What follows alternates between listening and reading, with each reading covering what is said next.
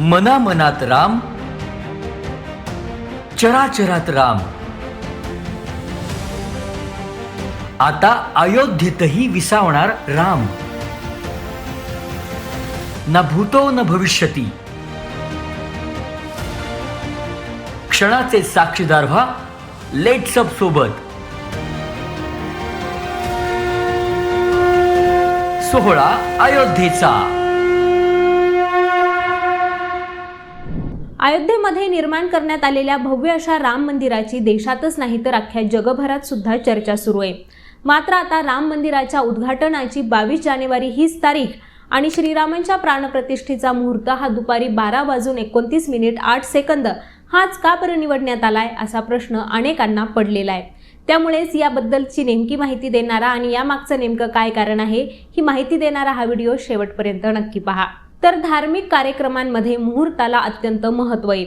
ज्यावेळी 5 ऑगस्ट 2020ला श्रीराम मंदिराचं भूमिपूजन करण्यात आलं होतं तो मुहूर्त अशुभ असल्यानं त्यावरती अनेक संत महंतांनी आक्षेप घेतला होता.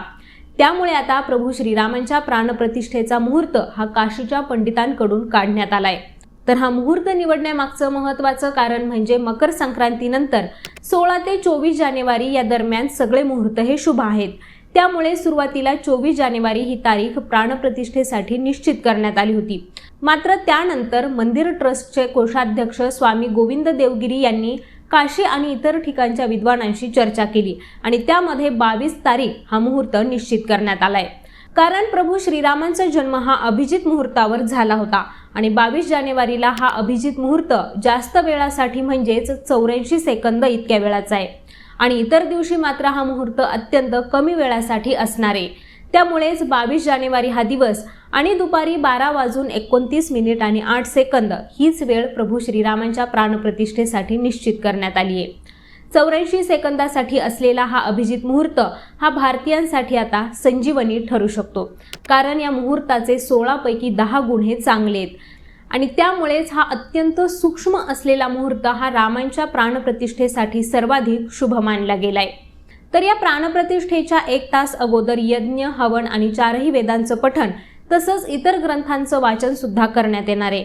तर या सोहळ्यामध्ये 16 जानेवारीला शरयू नदीची जलयात्रा सुद्धा होणार आहे आणि त्यानंतर 17 जानेवारीला गणेश पूजा आणि प्राणप्रतिष्ठा सोहळ्याला सुरुवात होईल. तर विविध धार्मिक कार्यक्रमांनंतर 22 जानेवारीला प्रत्यक्ष मंदिराच्या गर्भगृहामध्ये प्रभू श्रीरामांची प्राणप्रतिष्ठा पंतप्रधान नरेंद्र मोदी यांच्या हस्ते पार पडणार आहे.